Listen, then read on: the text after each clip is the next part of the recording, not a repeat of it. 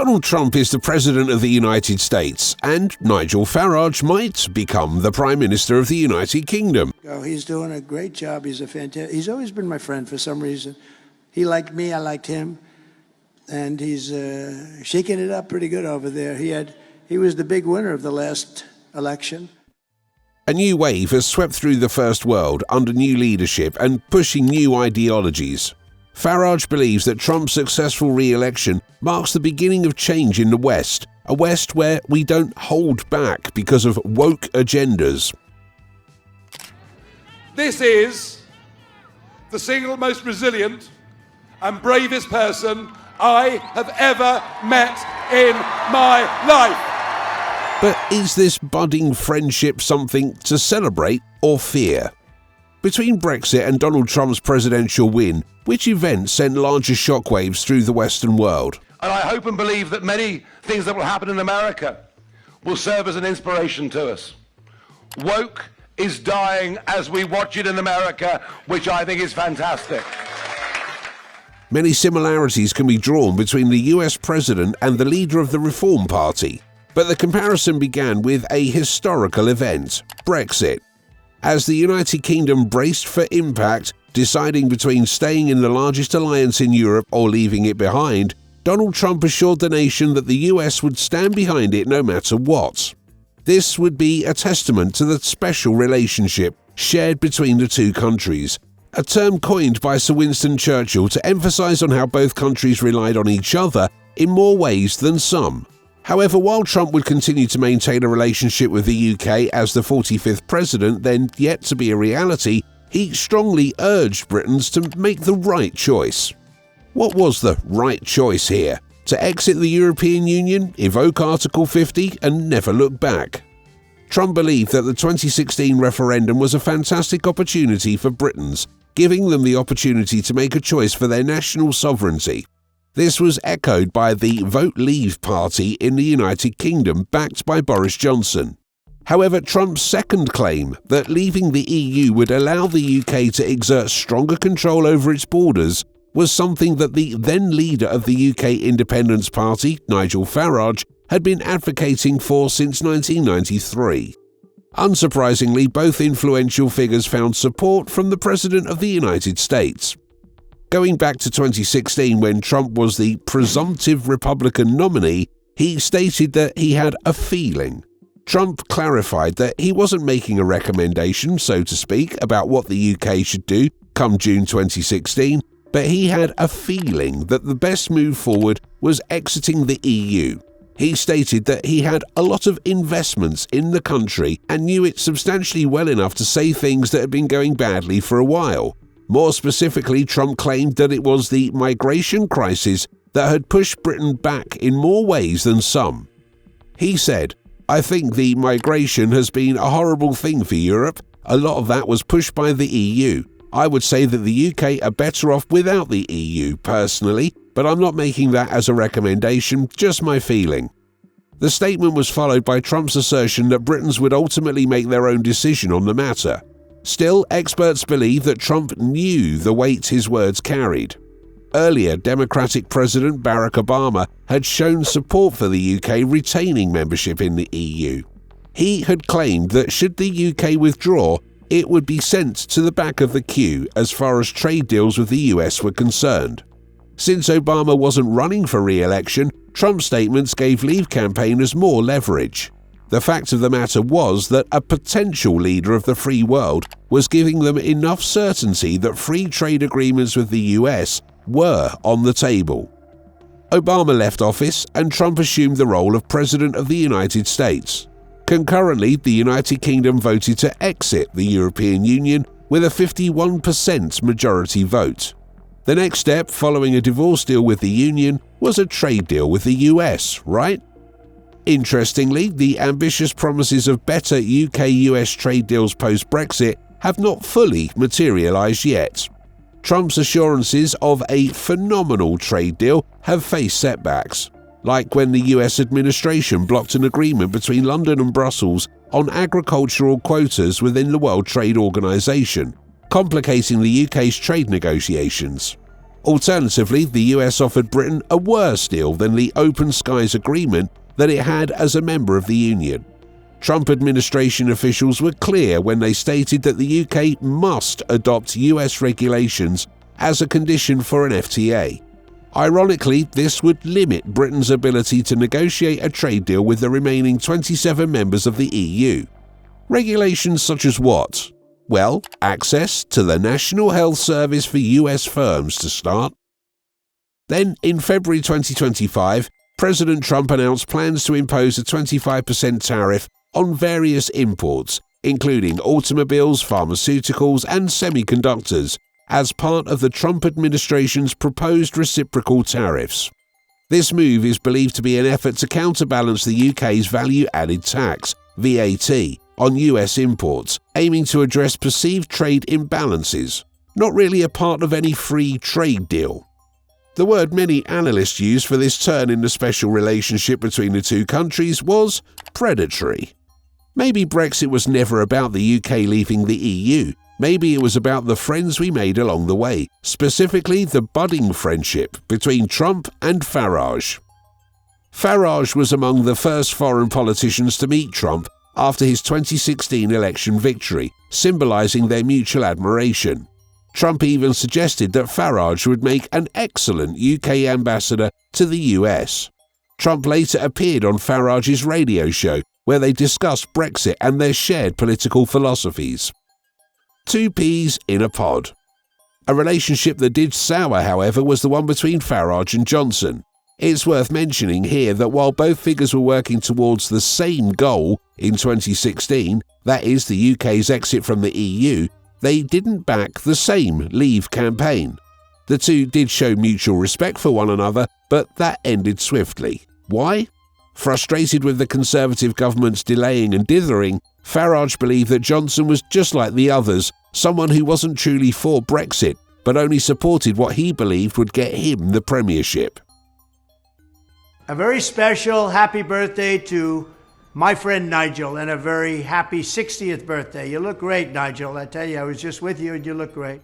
But a relationship that stood through the test of time was the one between Trump and Farage. It might be a little too oversimplistic to suggest that the Tories are the UK's counterpart of the US Republicans, but they do share a lot more similarities than between Republicans and the Labour Party. Trump had been vocal about his support for the Tories, meeting the then Prime Minister Theresa May ahead of her heading out to Brussels. He was then a vocal advocate of Johnson, believing that if anyone could get Brexit done, it was him. However, Trump was critical of the fact that May couldn't reach an agreement soon enough with the EU and believed that Johnson hadn't gotten the UK the best deal it deserved.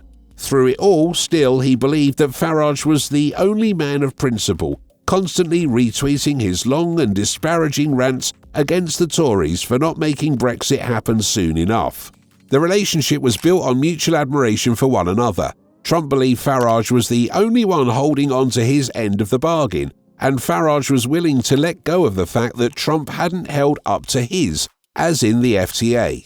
Farage was one of the very few people who supported Trump through his disparaging comments about immigrants during the 2024 elections and supported the idea of the border, all of which are just some of the things Trump has gotten heat for.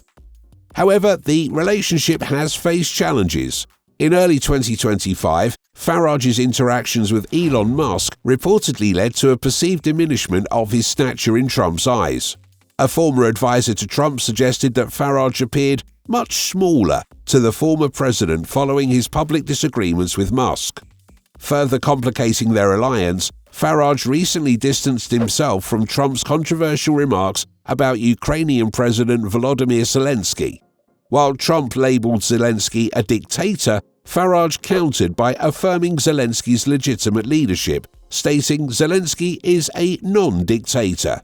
This highlighted a rare instance where Farage has openly contradicted Trump. Despite these tensions, Farage's political trajectory continues to be influenced by his association with Trump. The referendum was held in 2016, the transitional period ended in 2020, and yet Nigel Farage still believes that Brexit has a long way to go. We are out, and we will not be rejoining. That's important. Farage's political motivations arguably begin and end at Brexit. As the leader of UKIP for 2 terms and as a founding member, much of Farage's political journey has been marked by a steadfast commitment to Euroscepticism and a drive to reshape British politics. Simply, to reform, a word that's about to get a lot more significant as we dive deeper into Farage's political journey. There are a few people who believe that it was UKIP's surprising win during the 2014 parliamentary elections that led to David Cameron calling for a 2016 referendum in the first place. This, of course, is still up for debate, with some people believing that Cameron's true motivation was to guarantee Tories success, ultimately believing that he would be able to negotiate better EU terms for the UK and the nation wouldn't leave at all. Still, wouldn't you agree that it was evident Cameron was afraid of losing? Despite Conservative stronghold, Cameron was afraid. Could he have been afraid of Farage all along? Probably not, at least back then. Take a look at this chart. Prepared by Statista, it shows the public approval rating of Nigel Farage as leader of UKIP in UK in 2016. 23% of all respondents approved of his work, whereas 45% of those surveyed disapproved. Farage ultimately stepped down from UKIP, claiming that the primary objective of the party, Brexit, had been fulfilled. However, as Brexit negotiations progressed, he grew increasingly dissatisfied with the government's approach. In his view, delays and compromises by the Tory government undermined the referendum's mandate. From Farage's perspective, negotiations didn't make any sense. Once the UK had made its decision to withdraw, it should have been as simple as that, a walk out the door. Yet during May's term, she would have to repeatedly go back and forth between Westminster and Brussels, trying to reach a compromise. Farage believed that a compromise wasn't necessary. The UK had the right to leave the EU free and clear. He wasn't wholly wrong either. Yes, the UK did have the right to leave free and clear, however many argued that there needed to be some sort of deal in place to safeguard the UK's economy. Generally, this meant maintaining certain trade relationships with the EU, being a part of the single market and enjoying free trade deals. Yes, the UK could leave the EU free and clear, but the EU could, just the same, withdraw from any partnership within the UK. Still, this discontent led Farage to co-found the Brexit Party in 2018, aiming to ensure the UK's departure from the EU was realised without further hindrance. In the 2019 European Parliament elections, it won the most seats of any UK party, reflecting widespread frustration with the Brexit process. With the UK's official exit from the EU in January 2020, the party faced an existential question: what next? Recognising the need to adapt to the post-Brexit political landscape, Farage announced in 2021 the rebranding of the Brexit Party to Reform UK, signalling a broader policy platform beyond EU relations. This is going to be the biggest historical political change this country has ever seen. Britain is broken, Britain needs reform, the official slogan of Reform UK. Perhaps the most surprising detail here is that Reform UK is actually doing well. While it failed to gain traction initially, it picked up momentum in 2025. Farage attributes this to Britain's growing dissatisfaction with Labour and Tories' harmful policies. More so the Conservatives, as is evidenced by the fact that Farage has gained momentum in areas where they previously held the lead. The party experienced a surge in popularity, attributed to growing dissatisfaction with the traditional political establishments. This rise was marked by a notable increase in membership, surpassing 200,000. Moreover, Farage's leadership style has evolved.